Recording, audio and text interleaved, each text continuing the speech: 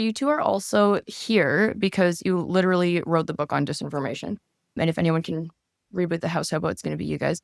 Nina and Diane have designed a fantastic course. This is how we found them and why we brought them on.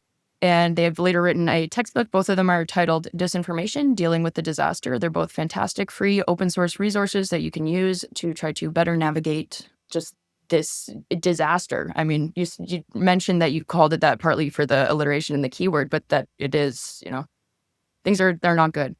Nina, you actually had a story about the student. I was wondering if you could share that actually motivated you to create this course and then this textbook. Could you tell us about that? Yeah, sure. Just reflecting back on what Diane said about how we used to be able to teach checklist methods. And actually, you'll see in the book that we do still recommend the use of a checklist method sometimes, depending on what situation the searcher is in, because sometimes you just need something quick and easy to get through. You can't do the most in-depth research on everything all the time. Anyway, so I was teaching checklist methods to students for close to a decade, and we were approaching the pandemic. And I actually also at the time thought that good information was trumping bad information. And I think that's because of my algorithms. Yeah. I think it's because my Google and my socials and everything had figured out who I was. And so I was getting all the good stuff. And it was actually becoming more and more challenging for me to find bad information when I was trying to plan my classes and show students examples and stuff like that. Anyways, things are getting worse. We're coming into the pandemic. We're in the pandemic. And I'm still working from home, delivering sessions to students on finding good information. And the session that sort of was the origin story, I guess you would call, of our big project. It was a session about current events. An instructor had asked me to come and talk to her students about where to find current events, where to find good information in the media, stuff like that. And I said to the students, where do you go to read news or learn news or learn about current events? Because I knew that they might say, I was expecting them to say Facebook or TV or radio or something like that. And one student sort of put their hand up and said, I don't read articles online. When I go to an article that interests me, I scroll to the bottom and I read all the comments, because to me, the conversations that are happening back and forth in the comments is more legitimate information, and those people are better sources because they're just normal, everyday people like me. And I must have had a 10-second pause where I just stared blankly into the Zoom screen and thought, oh my God, I have to do something. And so I reached out to Diane and I said to her, what we're doing is fine. It's not enough. We need to figure something out. We need to do some sort of project. And that resulted in our 3.5 to 4 hour course that we created for students so that they could self-paced learn it and just spend more time doing thinking and developing the skills necessary. Yeah, and it's really well written. It's fairly engaging, both the course and the textbook. There's a lot of just really, I would call them just fun facts, but they're not fun. But it tracks throughout history quite a bit in a really approachable way that you wouldn't really think it's a textbook. It's written very accessibly. So something to bring up is that the book focuses quite a bit on COVID, and the world is obviously so vastly different than that already. What also happened just before COVID was the actual reboot of the House Hippo. If you knew, in 2019, they brought back the House Hippo ad. I guess it became the intellectual property of the nonprofit Media Smarts, and they call themselves Canada's Centre for Digital Media Literacy. And they brought back the House Hippo in an ad right before COVID.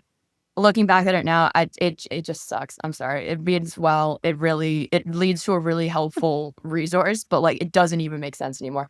By 2019, even the concept and the ethos behind the commercial doesn't make sense. They show footage of the house hippos and say, well, now they're way better at hiding than ever. And there's this it also will now go on your phone while you're sleeping, which leads to this hilarious shot where it looks like the house hippo is trying to steal your credit card information on your cell phone. And then they widen the rotoscoping on the hippo head to reveal, there's a green screen, which everybody absolutely knew already. And the narrator says, and I quote, We brought the house hippo back to show how easy it is to be fooled in our digital world. Find out how to tell what's real and what's not at breakthefake.ca, end quote. Which, I'm sorry, how did bringing back a now laughably reductive campaign and just recreating it shot for shot, how does that articulate the threat of disinformation, the evolving at that point threat, already having evolved from the 1999 threat of disinformation, when like this threat has now killed countless people, bolstered wars, manipulated democracies. And to their credit, if you click on that breakthefake.ca, it's a really good website. It's really decked out, and they've clearly been continuously updating it since 2019. The Photoshop of the hippo at the top, because like that was kind of the thing. Like you were supposed to think it was real, and then they just kind of like phoned in the Photoshop in the second edition, when we're already like really good now at telling when something is CGI. It is a well-intentioned piece, and that goes to a really robust piece of, or a really robust website. There's like tip sheets on spotting deep fakes. There's a search engine that only looks up like verified news sites. Really cool. And it says something at the top of the screen that I wanted to bring up. Again, the Photoshop of the hippo is, I'm being a jerk. But it says, quote, "The house hippo is here to remind you to check before you share anything you see online. Find out how below." And as a reminder, the original commercial said nothing about like your role in worsening the spread of house hippos. But that's now where we are. We're warning like 10-year-olds not to blindly share fake articles that might convince grandma there's like 5G nanobots in her dementia medicine and now she's going to die. I wanted to get your thoughts on that slogan and how it's changed, and whether that resonates with you, that check before you share anything you see on, like, does that land with you now in 2025? That's not a bad practice. No, I think it's a good practice too, actually. Yeah. Yeah. I would say pause, check, evaluate your emotions, because that's usually what disinformation is playing upon, is your emotions. Right. So if you are feeling a lot of things, and it doesn't matter, it can be happy stuff, it can be sad stuff, but if you're feeling a lot, like, just pause, because that's your first sign that it might be something else. But at the same time, it's not bad, but it's pretty simple. I would say, well, first of all, I'm going to advocate for Media Smart, because I remember actually a few years ago, me and Diane were looking at creating something for children. I have young children, and so we were sort of in that conversation about like you mentioned it earlier, Alexa, the terrifying web that they can get sucked into on YouTube just from watching like crafting videos. All of a sudden they're on like these weird cartoons with like Russian accents that Elsagate, yeah. have a lot of violence, and I'm like, I don't know what's going on here or how this happened. And so we actually found, when we were thinking of doing that, I remember coming across Media Sparts and being like, oh, there's this website that has like packaged all of these amazing tools for parents and teachers. Like, we don't need to participate in this. It's there. And I've actually even looked and showed some of the videos to my students in my class, but it's lower level, which so is check before you share anything you see online. That's like a lower level skill in this landscape of information disorder that we live in. However, there's going to be some people who are so entrenched in it. Like there's generations of people who like really do not understand how they're being duped online, and they've gotten into such intense echo chambers of their specific viewpoints that if they did just pause, as Diane said, and just checked their emotion, a lot of damage would actually, I think, be stopped.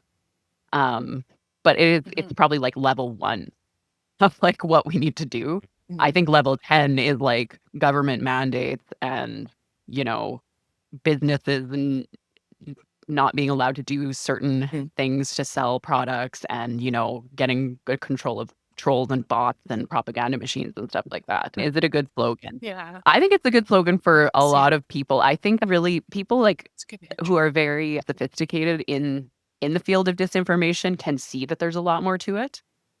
But those who we're trying to educate and provide tools to, this might be the thing they need to hear to start anyways.